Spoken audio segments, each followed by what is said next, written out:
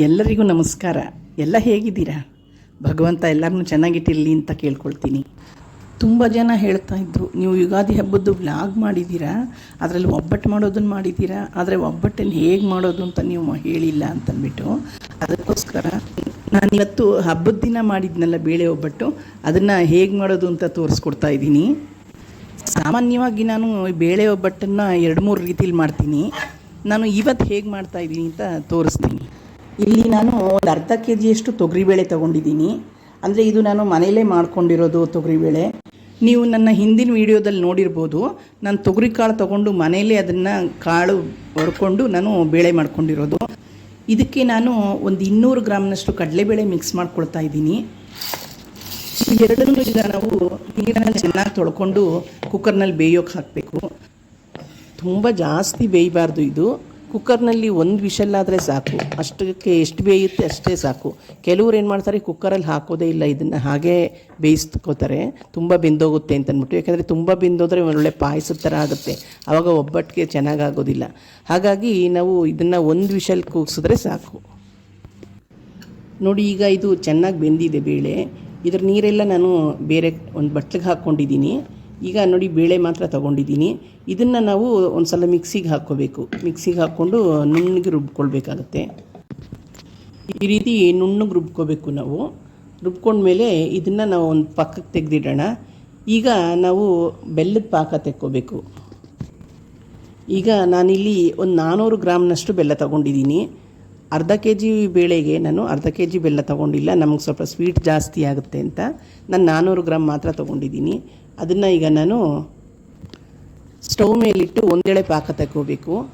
ನೋಡಿ, ಇವಾಗ ಪಾಕ ತಕ್ಕೊಳ್ಳೋಕ್ಕೆ ಸ್ಟವ್ ಮೇಲೆ ಇಟ್ಟಿದ್ದೀನಿ.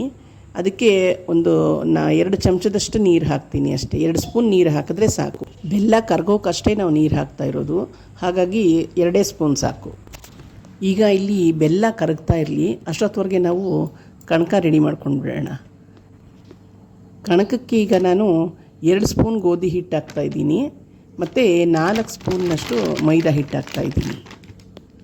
ಅಂದರೆ ಇದು ಒಂದು ಅಳತೆಗೆ ನಾನು ಹೇಳ್ತಾ ಇರೋದು. ನಿಮಗೆ ಎಷ್ಟು ಬೇಕೋ ಅಷ್ಟು ನೀವು ಹಾಕ್ಕೊಂಡು ಕಲಿಸ್ಕೊಳ್ಳಿ.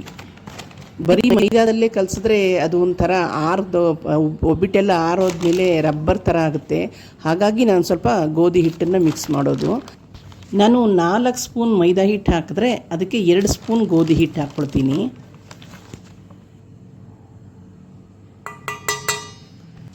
ಈಗ ಇದಕ್ಕೆ ಒಂದು ಚಿಟಿಕೆ ಅರಿಶಿನ ಹಾಕ್ತಾಯಿದ್ದೀನಿ.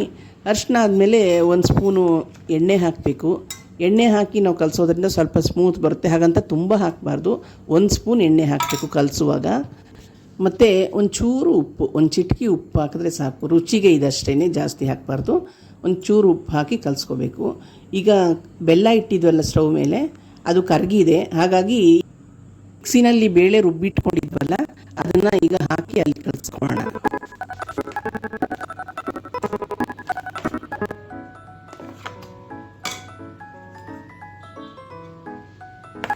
ಸಾಮಾನ್ಯವಾಗಿ ಕೆಲವರು ಈ ಬೇಳೆ ಒಬ್ಬಟ್ಟು ಮಾಡೋಕ್ಕೆ ಅಂತಂದರೆ ಅಯ್ಯೋ ನಮಗೆ ಬರಲ್ಲ ಅಂತಾರೆ. ಯಾಕೆಂದರೆ ಸ್ವಲ್ಪ ತೆಳ್ಳಗಾಗೋಯ್ತು ಅಂತಂದ್ರೂ ಅದು ಚೆನ್ನಾಗಾಗಲ್ಲ, ತುಂಬ ಗಟ್ಟಿಯಾದರೂ ಚೆನ್ನಾಗಾಗಲ್ಲ. ಮತ್ತು ಬೇಳೆ ಒಬ್ಬಟ್ಟು ಅಷ್ಟು ಕಷ್ಟಪಟ್ಟು ಮಾಡಿಕೊಂಡ್ರೂ ಅದು 3 ದಿನವೂ ಇಡೋಕ್ಕಾಗಲ್ಲ. ಅದಕ್ಕೋಸ್ಕರ ಎಷ್ಟೋ ಜನ ಬೇಳೆ ಒಬ್ಬಟ್ಟು ಮಾಡೋಕ್ಕೆ ಹೋಗಲ್ಲ, ಕಾಯಿ ಒಬ್ಬಟ್ಟು ಮಾಡ್ಕೊಳ್ತಾರೆ. ಹಾಗೇನೂ ಇಲ್ಲ. ನೋಡಿ, ಇವಾಗ ಇದು ತೆಳು ಆಯಿತು ಅಂತಂದ್ರೂ ನಾವು ಸ್ಟವ್ ಮೇಲಿಟ್ಟು ನಾವು ಹೀಗೆ ಕಲಿಸ್ತಾ ಇರಬೇಕು. ಅದು ಗಟ್ಟಿಯಾಗೋವರೆಗೂ ನಾವು ಕಲಿಸ್ಬೇಕು. ನಾವು ಯಾವಾಗ ಸ್ಟವ್ ಮೇಲಿಟ್ಟು ಚೆನ್ನಾಗಿ ಇದನ್ನು ಕುದಿಸ್ತಾ ನಾವು ಕಲಿಸ್ಕೊಳ್ತೀವೋ ಆವಾಗ ಬೇಳೆ ಒಬ್ಬಟ್ಟನ್ನೇ 15 ದಿನ ಬೇಕಾದರೂ ನಾವು ಇಡ್ಬೋದು, ಇದನ್ನು ಏನೂ ಆಗೋದಿಲ್ಲ. ನೋಡಿ, ಈಗ ಇದಕ್ಕೆ ನಾನು ತೆಂಗಿನಕಾಯಿ ಹಾಕ್ಕೊಳ್ತಾ ಇದ್ದೀನಿ. ಇದನ್ನು ನಾನು ಒಂದು ತೆಂಗಿನಕಾಯಿ ಚಿಕ್ಕ ಹೋಳನ್ನು ತುರಿದುಕೊಂಡು ನಾನು ಅದನ್ನು ಮಿಕ್ಸಿನಲ್ಲಿ ಪುಡಿ ಮಾಡಿಕೊಂಡಿದ್ದೆ. ಅದನ್ನು ಇವಾಗ ಇಲ್ಲಿ ಸೇರಿಸ್ತಾ ಇದ್ದೀನಿ. ಇದನ್ನು ಸ್ವಲ್ಪ ಚೆನ್ನಾಗಿ ಕಲಿಸ್ಬಿಟ್ಟು ನಾವು ಹಾಗೆ ಸಣ್ಣ ಫ್ಲೇಮ್ ಮಾಡಿಬಿಟ್ಟು ಇಲ್ಲಿ ಸ್ಟವ್ ಮೇಲೆ ಇಟ್ಬಿಡೋಣ. ಅದ್ರ ಪಾಡ್ಗೆ ಅದು ಆಗ್ತಾ ಇರುತ್ತೆ. ಹಾಗೆ ಮಧ್ಯೆ ಮಧ್ಯೆ ಕೈ ಆಡಿಸ್ತಾ ಇರಬೇಕು, ಇಲ್ಲಾಂದರೆ ಅದು ಅಡಿ ಕಚ್ಚಿಬಿಡುತ್ತೆ. ಅಷ್ಟೊತ್ತವರೆಗೆ ನಾವು ಕಣಕ ರೆಡಿ ಮಾಡ್ಕೊಳ್ಳೋಣ. ಈಗ ಇದನ್ನು ನಾವು ನಿಧಾನವಾಗಿ ಸ್ವಲ್ಪನೇ ನೀರು ಹಾಕ್ಕೋತಾ ಕಲಿಸ್ಕೋಬೇಕು. ಚಪಾತಿ ಹಿಟ್ಟು ಹೇಗೆ ಕಲಿಸ್ಕೊಳ್ತೀವೋ ಹಾಗೇ ಕಲಿಸ್ಬೇಕು, ಆದರೆ ನಾದಬಾರ್ದು. ನಾವು ಇದನ್ನು ಸುಮ್ಮನೆ ಹಾಗೇ ಮಿಕ್ಸ್ ಮಾಡ್ಕೊಂಡು ಕಲಿಸ್ಕೊತಾ ಇರಬೇಕು. ತುದಿ ಬೆರಳುಗಳಲ್ಲೇ ಹೀಗೆ ಮಾಡಿಕೊಂಡು ಕಲಿಸ್ಕೋಬೇಕು. ಎಷ್ಟೋ ಜನ ಹೆಣ್ಮಕ್ಳಿಗೆ ಪಾಪ ಕೆಲಸಕ್ಕೆ ಹೋಗೋವಂಥವ್ರಿಗೆ ಹೀಗೆಲ್ಲ ಮಾಡ್ಕೊಂಡು ಮಾಡಬೇಕು ಅಂತ ಆಸೆ ಇದ್ರೂ ಮಾಡೋಕ್ಕಾಗಲ್ಲ, ಕೆಲಸದ ಒತ್ತಡ ಇಷ್ಟೆಲ್ಲ ಮಾಡ್ಕೊಳ್ಳೋಕ್ಕೆ ಟೈಮ್ ಸಿಗಲ್ಲ. ಹಾಗಾಗಿ ಪಾಪ ರೆಡಿಮೇಡೇ ತಂದುಕೊಳ್ತಾರೆ. ಈಗೇನು ರೆಡಿಮೇಡ್ಗಳೆಲ್ಲ ಸಿಗುತ್ತೆ, ರೆಡಿಮೇಡನ್ನಲ್ಲೂ ಬೇಳೆ ಒಬ್ಬಟ್ಟು ಕೇಳ್ತೀರಾ, ಕಾಯಿ ಒಬ್ಬಟ್ಟು ಕೇಳ್ತೀರಾ, ಅಯ್ಯೋ ಇನ್ನೂ ಹಲವಾರು ಒಬ್ಬಟ್ಟುಗಳು, ಯಾವುದು ಖರ್ಜೂರದ ಒಬ್ಬಟ್ಟಂತೆ, ಬಾದಾಮಿ ಒಬ್ಬಟ್ಟಂತೆ, ಕ್ಯಾಶು ಒಬ್ಬಟ್ಟಂತೆ, ಹಲಸಿನ ಒಬ್ಬಟ್ಟಂತೆ, ಬೇಕಾದಷ್ಟು ಥರ ಬಂದುಬಿಟ್ಟಿದೆ ಬಿಡಿ ಈಗ. ಹಾಗೆ ಅವರು ಪಾಪ ಕೆಲಸಕ್ಕೆ ಹೋಗೋ ಹೆಣ್ಮಕ್ಳು ಏನು ಮಾಡ್ತಾರೆ, ಅದನ್ನು ತಂದು ಮಾಡ್ಕೊಳ್ತಾರೆ. ಆದರೆ ಮನೇಲಿರೋರು ಇದನ್ನೆಲ್ಲ ಮಾಡ್ಕೊಳ್ಬೋದು, ಆರಾಮಾಗಿ ಮಾಡ್ಕೊಳ್ಬೋದು, ಬೇಗನೆ ಆಗುತ್ತೆ, ಸುಲಭವಾಗಿ ಆಗುತ್ತೆ. ಮತ್ತು ಹಬ್ಬದ ದಿನ ಮನೇಲಿ ಪೂಜೆ ಪುನಸ್ಕಾರ ಮಾಡಿ ರುಚಿಯಾಗಿ ಅಡುಗೆ ಮಾಡಿ ಮನೆಯವರೆಲ್ಲ ಒಟ್ಟಿಗೆ ಸೇರಿದಾಗ ಆ ಖುಷಿನೇ ಬೇರೆ, ಆ ಸಂತೋಷನೇ ಬೇರೆ. ನೋಡಿ, ಈಗ ಕಣಕ ಕಲಸಾಯಿತು, ಅದನ್ನು ಒಂದು ಅರ್ಧ ಗಂಟೆ ಒಂದು ಸೈಡ್ಗೆ ಇಟ್ಬಿಡೋಣ. ಈಗ ಹೂರಣ ರೆಡಿಯಾಗಿದೆ. ಇದು ಅಷ್ಟೇ, ಸ್ವಲ್ಪ ತಣಿಬೇಕು, ಬಿಸಿ ಇರುವಾಗ ನಾವು ಮಾಡೋಕ್ಕಾಗಲ್ಲ. ಹಾಗಾಗಿ ಇದು ನೋಡಿ ತಳ ಬಿಡ್ತಾ ಇದೆ ನೋಡಿ. ಹೀಗೆ ನಾವು ಕಲಿಸ್ಕೊಂಡು ನಾವು ಸ್ಟವ್ ಮೇಲಿಟ್ಟು ಮಾಡಿಕೊಂಡ್ರೆ 15 ದಿನ ಬೇಕಾದರೂ ಇಡ್ಬೋದು ಇದನ್ನು. ನೋಡಿ ಹೀಗೆ ಉಂಡೆ ಬರುತ್ತೆ. ಇದು ಹೂರಣ ಕೈಗೆ ಅಂಟ್ಕೋಬಾರ್ದು, ಹೀಗೆ ತೆಗೆದ್ರೆ ಉಂಡೆ ಆಗಬೇಕು. ಅಷ್ಟು ಚೆನ್ನಾಗಿ ನಾವು ಸ್ಟವ್ ಮೇಲಿಟ್ಟು ನಾವು ಕಲಿಸ್ಕೊಂಡ್ರೆ ನೋಡಿ ಇದನ್ನು 15 ದಿನ ಬೇಕಾದರೂ ಇಡ್ಬೋದು.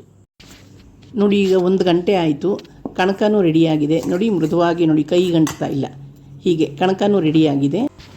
ಹೂರಣನೂ 1 ಗಂಟೆ ಇಟ್ಟಿದ್ವಲ್ಲ, ಇದು ಈಗ ತಣ್ಣಗಾಗಿದೆ. ಈಗ ನಾವು ಒಬ್ಬಟ್ಟು ಮಾಡೋಣ. ಕೈಗೆ ಸ್ವಲ್ಪ ಎಣ್ಣೆ ಎದ್ದುಕೊಂಡು ನಿಧಾನವಾಗಿ ನಾವು ಕಣಕ ತಿಕ್ಕೊಂಡು ಅದಕ್ಕೆ ಆ ಕಣಕಕ್ಕೆ ಸರಿಯಾಗಿ ನಾವು ಹೂರಣ ಹಾಕ್ಕೊಂಡು ನಾವು ಒಬ್ಬಟ್ಟು ಮಾಡಿದ್ರೆ ಒಂಚೂರು ಎಲ್ಲೂ ಬಿಟ್ಕೊಳ್ಳೋದಿಲ್ಲ.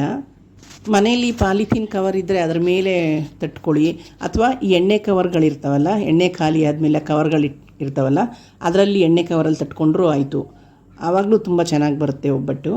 ನೋಡಿ, ಒಂದು ಸ್ವಲ್ಪನೂ ಎಲ್ಲೂ ಅದು ಬಿಟ್ಕೊಳ್ಳಲ್ಲ. ನಾವೀಗ 1 ಗಂಟೆವರೆಗೂ ಕಣಕ ಇಟ್ಟಿದ್ವಲ್ಲ, ಅದು ಸೆಟ್ಟಾಗಿದೆ ಚೆನ್ನಾಗಿ. ಹಾಗಾಗಿ ಒಂದು ಸ್ವಲ್ಪನೂ ಎಲ್ಲೂ ಬಿಟ್ಕೊಳ್ಳೋದಿಲ್ಲ. ಮೊದಲಿಗೆ ಸ್ವಲ್ಪ ಚಪ್ಪಟೆಯಾಗಿ ತಟ್ಕೊಂಡ್ಬಿಟ್ಟು ಆಮೇಲೆ ನಾವು ಇದ್ರ ಮೇಲೆ ಇನ್ನೊಂದು ಕವರನ್ನು ಹಾಕಿ ನಾವು ಹೇಗೆ ಬೇಕು ಹಾಗೆ ತೀಡ್ಕೋಬೋದು. ನೋಡಿ, ಹೀಗೆ ತೀಡ್ತಾ ಬಂದರೆ ರೌಂಡಕ್ಕೂ ಬರುತ್ತೆ, ಒಂಚೂರು ಎಲ್ಲೂ ಬಿಟ್ಕೊಳ್ಳೋದಿಲ್ಲ. ಹೊಸದಾಗಿ ಮಾಡೋರು ಈ ಥರ ನೀವು ಟ್ರಿಕ್ ಬಳಸಿ, ನೀವು ಎಲ್ಲೂ ಅದು ಬಿಟ್ಕೊಳ್ಳೋದಿಲ್ಲ. ಕೈಯಲ್ಲೇ ನಾವು ತಟ್ಟೋಕ್ಕೆ ಹೋದರೆ ಅದು ಬಿಟ್ಕೊಂಡ್ಬಿಡುತ್ತೆ. ಹೀಗೆ ತಟ್ಕೊಂಡ್ರೆ ಎಲ್ಲೂ ಬಿಟ್ಕೊಳ್ಳಲ್ಲ, ಕ್ಲೀನಾಗಿ ಬರುತ್ತೆ. ಹಬ್ಬಗಳಿಗೆ ಮನೆಯೆಲ್ಲ ಕ್ಲೀನ್ ಮಾಡಿ ಶುಚಿ ಮಾಡಿ ಬೆಳಗ್ಗೆ ಎದ್ದು ಪೂಜೆ ಪುನಸ್ಕಾರ ಮಾಡಿ ವಿಶೇಷವಾದ ಅಡುಗೆ ಮಾಡಿ ಮನೆ ಹಿರಿಯರಿಗೆ ನಾವು ಗೌರವ ಕೊಟ್ಟು ಅವ್ರ ಕಾಲಿಗೆ ನಮಸ್ಕಾರ ಮಾಡಿ ಮಕ್ಕಳಿಗೂ ನಮ್ಮ ಸಂಪ್ರದಾಯಗಳನ್ನು ಹೇಳ್ಕೊಡ್ತಾ ಮನೆ ಕಳೆಕಳೆಯಾಗಿರುತ್ತೆ ನೋಡಿ. ಅಂಥ ಮನೆಗಳಿಗೆ ಖಂಡಿತವಾಗಿ ಶಿವ ಪಾರ್ವತಿಯರು ಲಕ್ಷ್ಮೀನಾರಾಯಣರ ಸಮೇತ ಬರ್ತಾರೆ ಅಂತ ಅನ್ನೋದರಲ್ಲಿ ಸಂಶಯನೇ ಇಲ್ಲ. ಫ್ರೆಂಡ್ಸ್, ಬೇಳೆ ಒಬ್ಬಟ್ಟು ರೆಡಿ ಆಯಿತು ನೋಡಿ. ಸುಡ್ತಾ ಇದ್ದ ಹಾಗೇ ಒಳ್ಳೆ ಪರಿಮಳ ಗಮ್ಮಂತ ಬರ್ತಾಯಿದೆ. ನೀವು ಮನೇಲಿ ಮಾಡಿದ್ರಾ ಒಬ್ಬಟ್ಟು? ಹೇಗೆ ಮಾಡಿದ್ರಿ ನನಗೆ ಕಮೆಂಟ್ ಮೂಲಕ ತಿಳಿಸ್ತೀರಾ? ಈ ವಿಡಿಯೋ ನಿಮಗೆ ಹೇಗೆ ಅನ್ನಿಸ್ತು? ವಿಡಿಯೋ ನಿಮಗೆ ಇಷ್ಟ ಆಗಿದ್ದರೆ ಲೈಕ್ ಮಾಡಿ, ಇಷ್ಟ ಆಗದೇ ಇದ್ರೂ ಯಾಕೆ ನಿಮ್ಗೆ ಇಷ್ಟ ಆಗಲಿಲ್ಲ ಅಂತ ಕಮೆಂಟಲ್ಲಿ ಹೇಳಿ. ನಿಮ್ಮ ಕಮೆಂಟ್ಗಳಿಗೋಸ್ಕರ ನಾನು ಕಾಯ್ತಾ ಇರ್ತೀನಿ. ನನ್ನ ಶಕ್ತಿ ಮೀರಿ ನಿಮಗೆ ಇಷ್ಟವಾಗುವಂಥ ವಿಡಿಯೋಗಳನ್ನು ಮಾಡೋದಕ್ಕೆ ಪ್ರಯತ್ನ ಪಡ್ತೀನಿ. ನೀವು ಲೈಕು ಕಮೆಂಟ್ ಮಾಡೋದ್ರ ಮೂಲಕ ನನಗೆ ಪ್ರೋತ್ಸಾಹ ಕೊಟ್ಟರೆ ನಾನು ವಿಡಿಯೋ ಮಾಡೋದಕ್ಕೆ ನನಗೆ ಉತ್ಸಾಹ ಬರುತ್ತೆ.